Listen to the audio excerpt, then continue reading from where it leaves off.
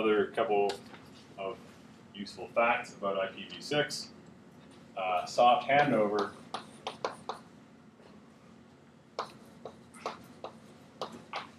is explicitly supported.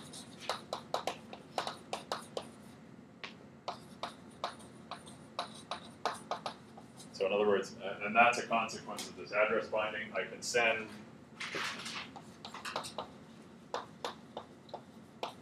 bindings to as many routers as I like.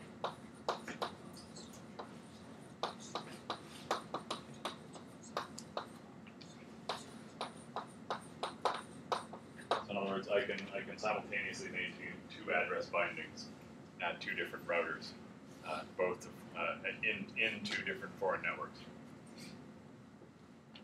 And the final point about IPv6, and the one that I touched on is the reason why we will all eventually use it, is that the address space is enormous.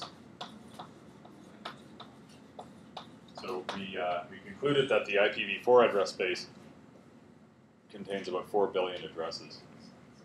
The IPv6 address space, I don't know how many it contains, but it's orders and orders of magnitude beyond that. So we will. The issue is that remember when we were talking about assigning two IP addresses to a single device, we thought, okay, that's kind of wasteful because there aren't very many IP addresses out there. So if every device is mobile, every device gets two IP addresses, that's kind of a problem.